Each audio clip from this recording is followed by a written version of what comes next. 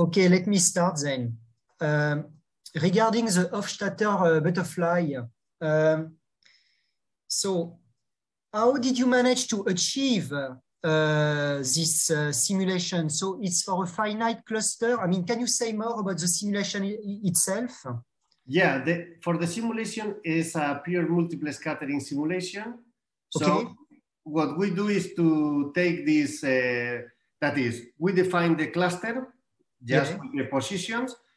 We select. But it's a finite cluster. It's not a limited cluster. It's finite. Yeah, it's finite. Yeah, it's a cluster of nearly 100 of scatterers.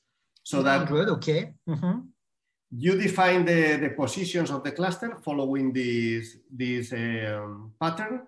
You define the physical properties of the cluster. We select all them equal and with an impedance which is nearly 100. This is this value here. And then what we do is to plot the smaller eigenvalue of the M matrix as a function of the geometrical of theta and of frequency, because to compute in principle this should be the vanishing determinant, but you look for the minimum. Exactly, it should be a vanishing determinant for the corresponding eigenmode. But if you want a vanishing determinant, you need a complex frequency because it is an open cluster. Since we are not analyzing frequencies in the complex plane, we make a sweep only in the real frequency part. And when we see a small value of the smaller eigenvalue, it means that we are close to the determinant equal to 0. That's why we identify the modes as the blue regions in this fractal map. Alors, I've got a question. The obvious question is, if you have the infinite quasi-periodic lattice, okay, your Hofstadter butterfly is a Cantor set, you know, but here it's not because it's finite. So how close is it from the real spectrum?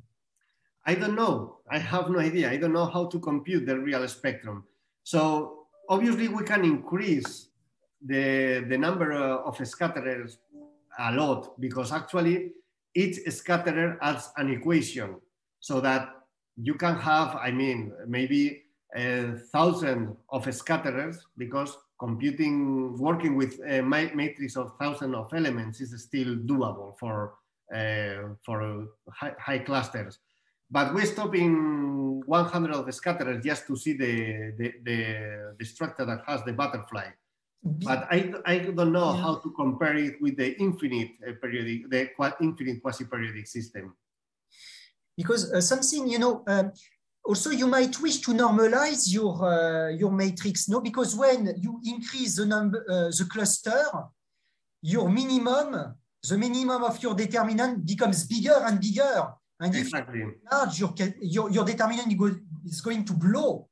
And looking for a minimum of it would be still a huge number. You see what I mean? That's why we work with not with the determinant, because the determinant of the matrix, it blows up very fast.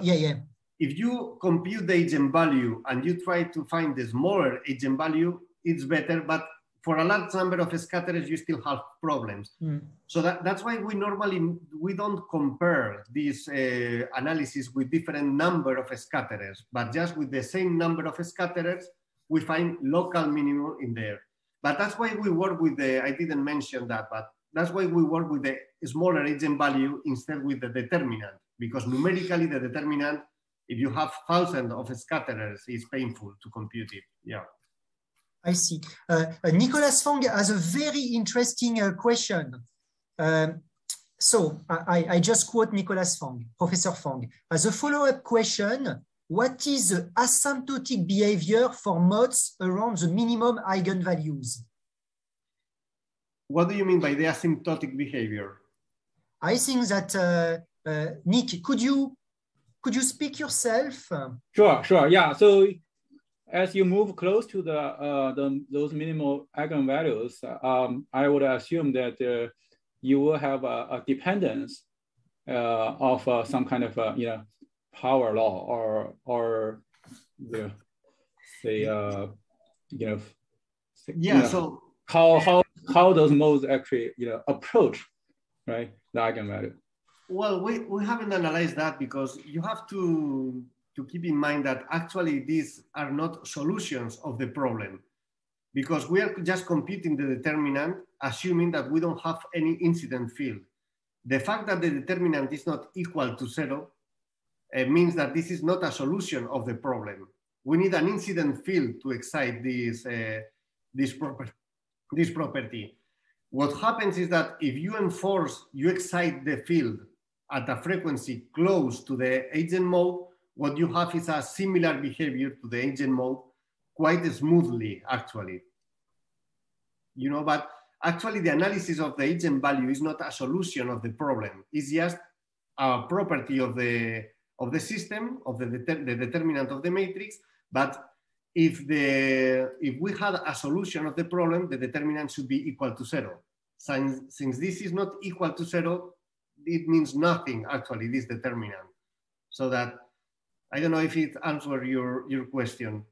So that if you wonder what happens with the field as we approach to the resonance, it moves smoothly towards the resonance. What we have is just the scattering by a cluster, and suddenly you have this shape, and then the shape disappears. So I can give you a gift that Mark did about what happens when we have a plane wave arriving to the cluster, and then we make a frequency sweep of this incident field. Yeah, that's quite inspiring. Thank you, Danny. Okay, thank you, Nick. Do we have any more questions? I mean, you can either ask your question in the chat box like Professor Fong, or just come forward, show your face. I mean, we love to see people for real. Seb, I have a question. Yeah, great. Okay, thanks for this amazing talk. Can you go back to slide 40-ish, please?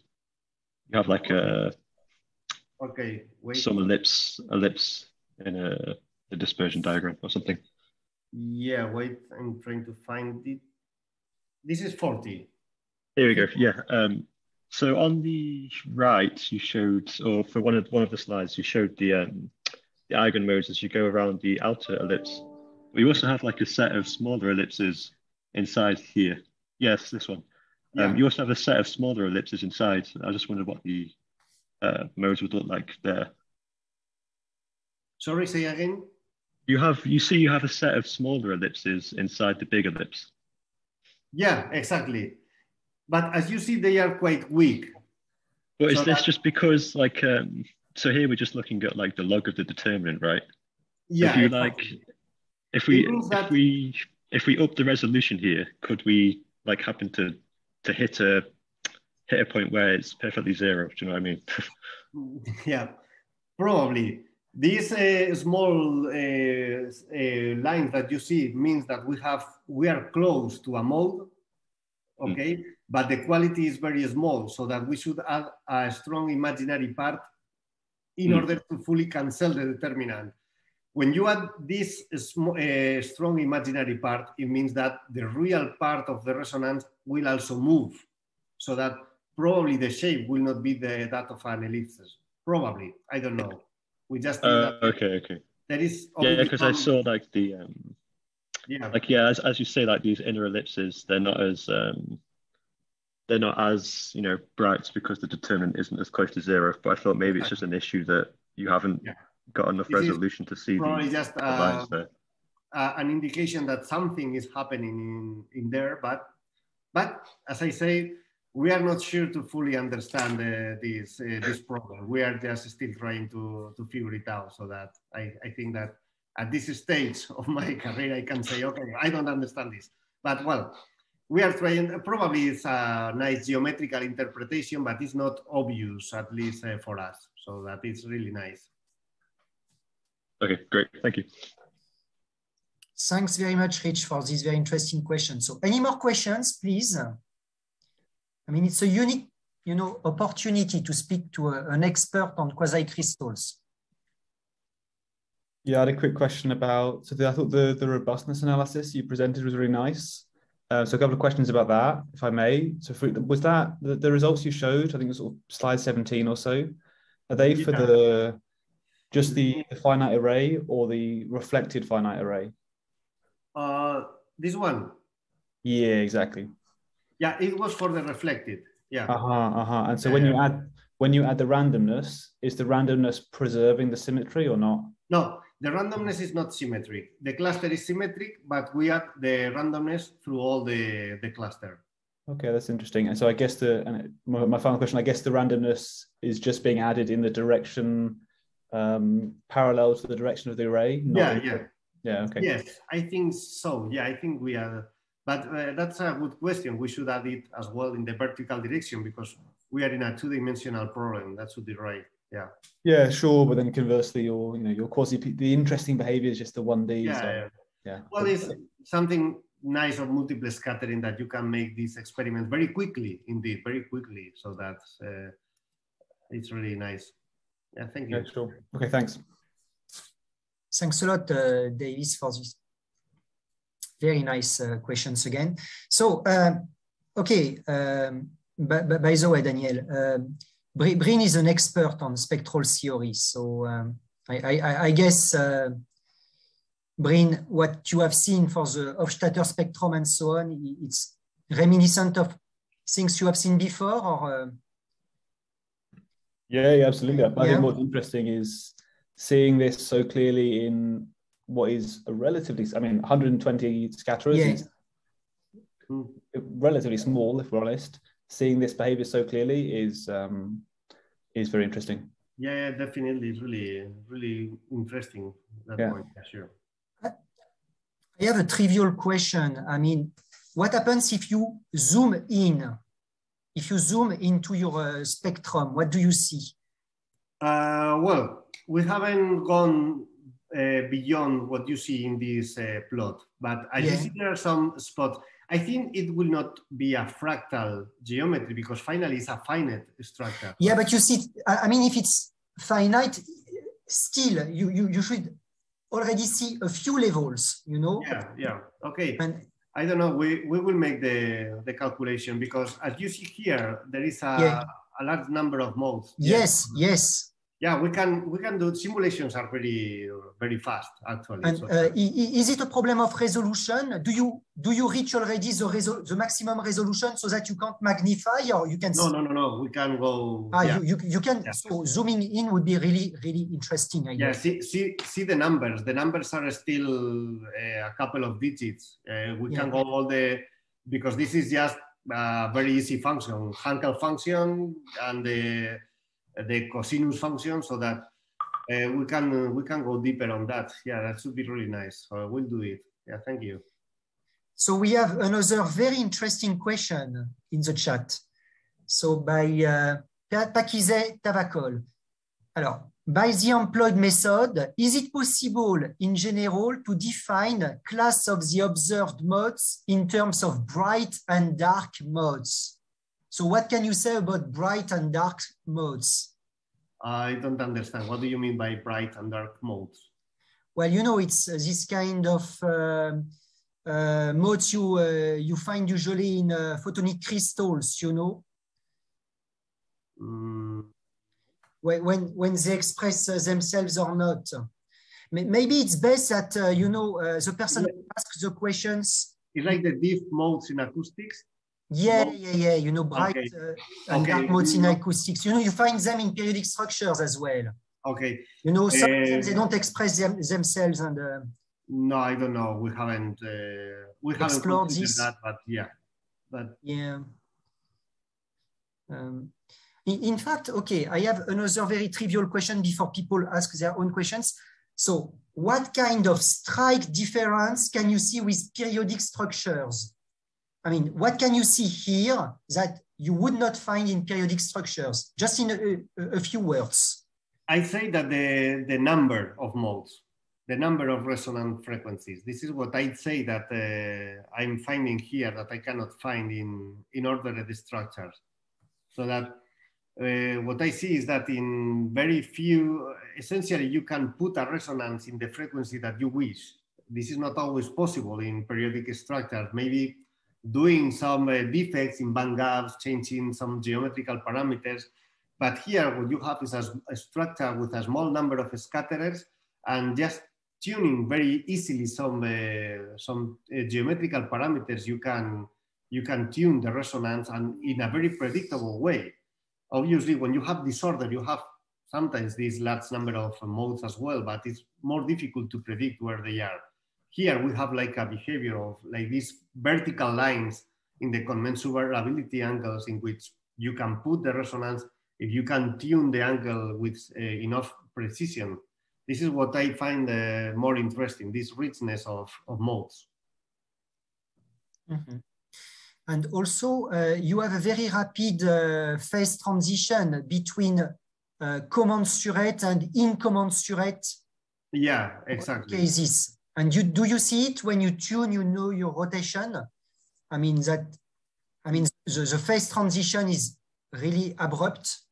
Yeah, well, actually is marked in this region, so that not a phase transition itself, but essentially what you see is that we have a mode or not, so that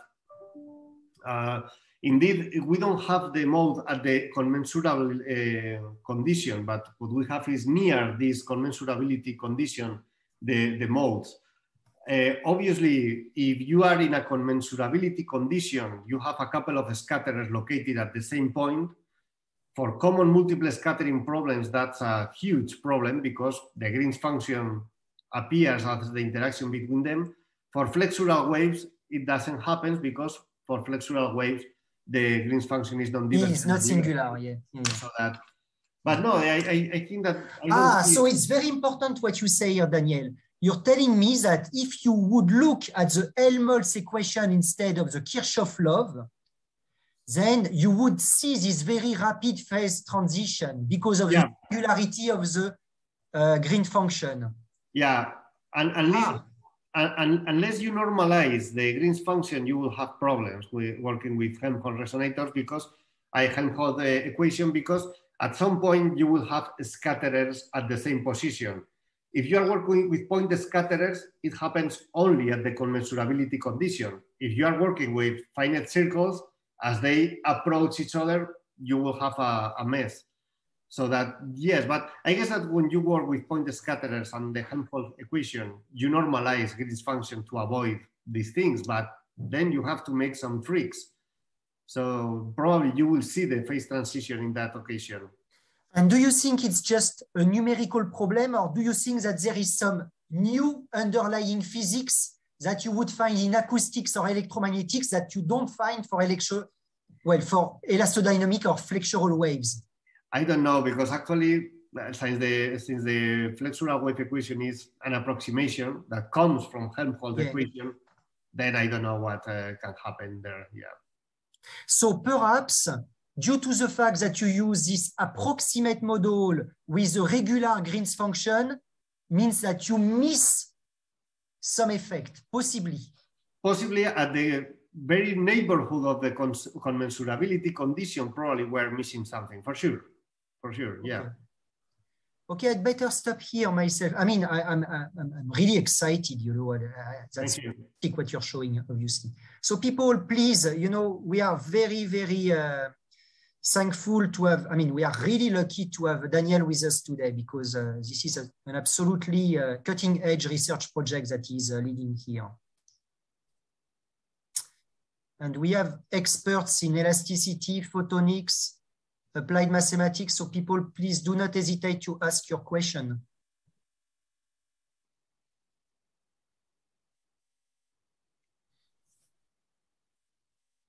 And you can also drop an email, obviously, to Daniel after this webinar.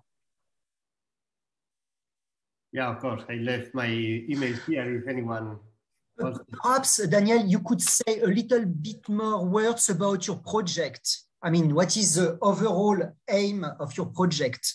Well, essentially, we are going to use phononic structure for phononic crystal plates to modulate the phase of the optical field, because you know that when we have a vibrating surface, we have some displacement that if we have an incident optical beam on it, it will suffer from this, it will see this field displacement.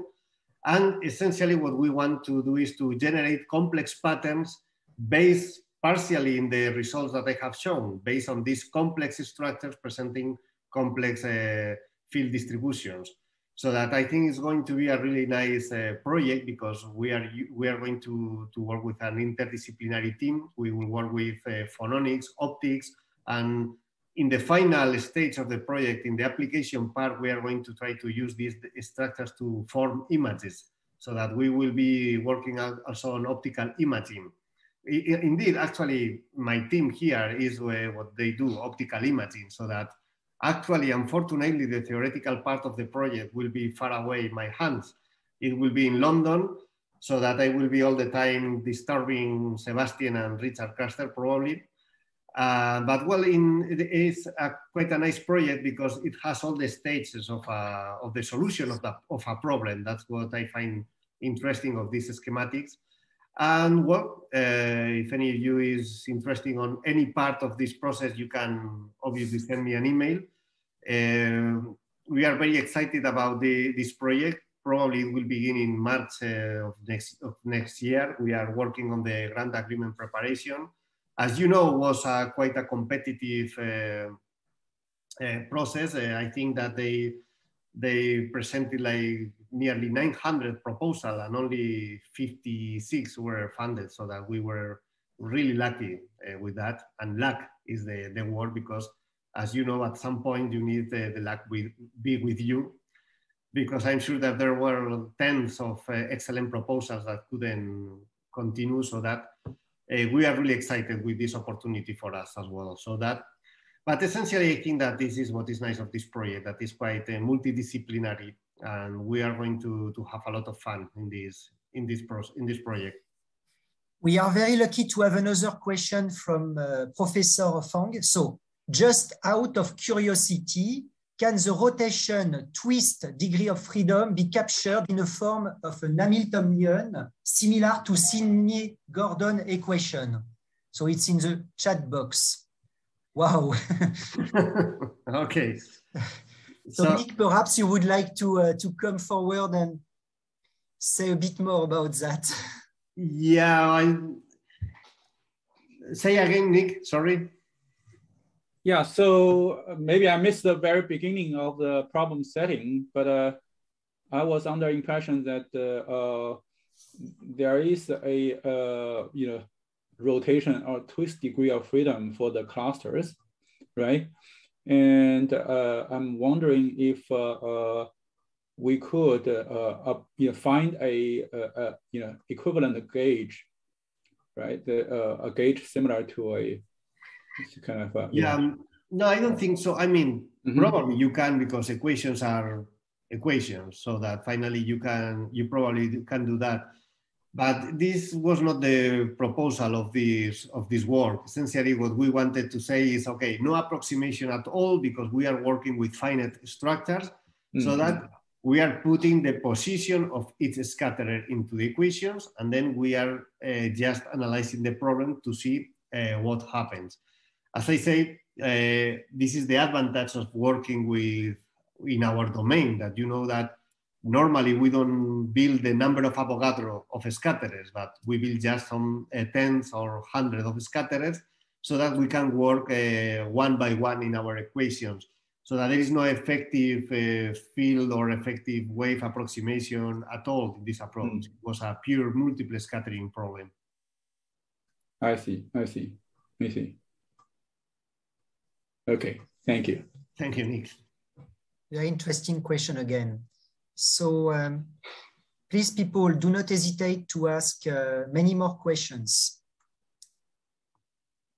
Again, we have a unique opportunity to chat, in a friendly way. So any question is welcome.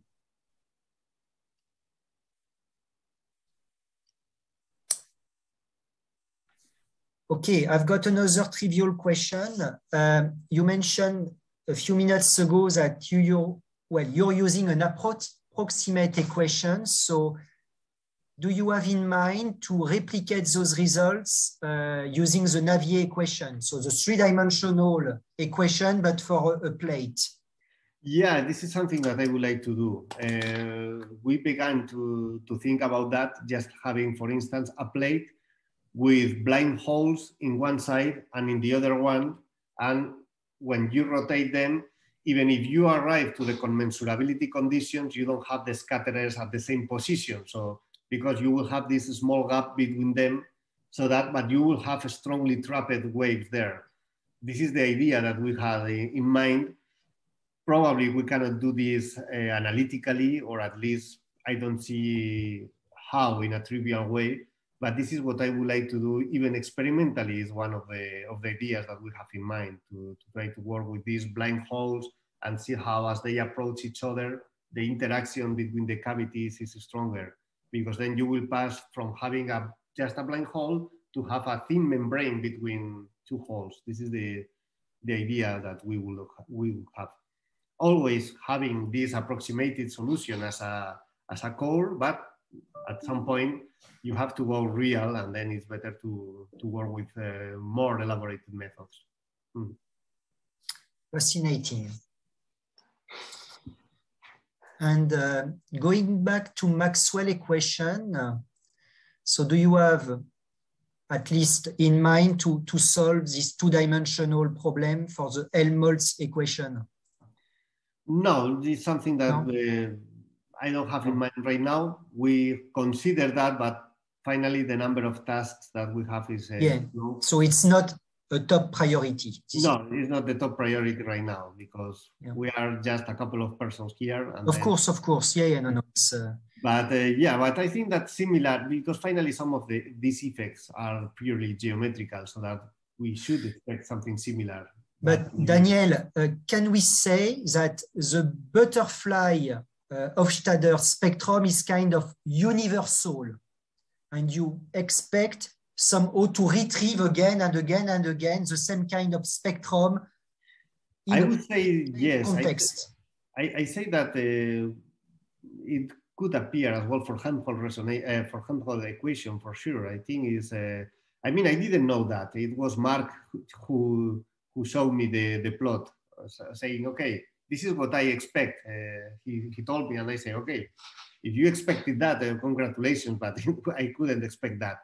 So that maybe Mark, he's not here, he had to go, but maybe Mark knows better the answer to this question. Wonderful. Do we have any more questions from the audience? I have a question. Yes. Of course. Hi, Oliver. Great. Hello. Hey, Oliver. Hello.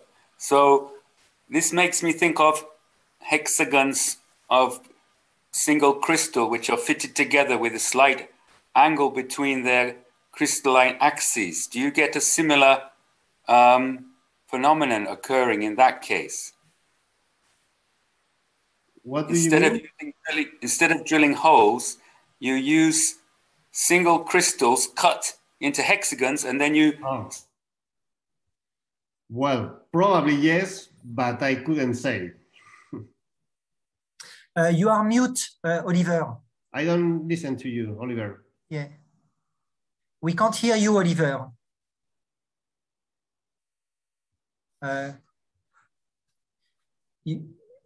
You need to click to unmute yourself. I think it's perhaps bad connection. Yeah, maybe. That was a very interesting question from Oliver. Effectively, perhaps you have similar analogous systems leading to... Yeah. Okay. I think we had a lovely time with you, and I'm really glad we had the opportunity to to discover the wonders of quasi-crystals with you today. And I would remind people that over a year ago, we had also the great pleasure to have Emile Prodan giving a webinar. And I think it would be fantastic for you to actually also watch Emile's webinar, because I think Daniel and Emile's webinar talk to each other very well. I think it's really great that we had this pleasure to welcome both Emile and Daniel in our webinar series. So thank you very much again, Daniel, for this wonderful. Thanks to you. Thanks, everyone. And Bogdan, could you kindly let us know who will be our next webinar speaker? So next week we'll have Stéphane Brulé from Menard Company, so an industrial partner, speaking about metamaterials and civil engineering application for metamaterials, large-scale metamaterials. And of course, for this one, Bogdan will be definitely the chairman, because Bogdan has a very strong background in civil engineering, as well as you know, in mathematics. So yeah, and I think it will be really lovely to, you know, go from Daniel's webinar to Stéphane's webinar, because essentially Stéphane Brulé will speak of very large thin plates. So again, there is some kind of connection. Okay, bravo, just bravo, that was fantastic. Thank you so much, Daniel. And thank you very much, everyone, for your support. I mean, this can only exist without you, without you, this webinar series cannot persist. Thank you so much for being with us today again. Bye. Thanks. Bye. Have a good evening.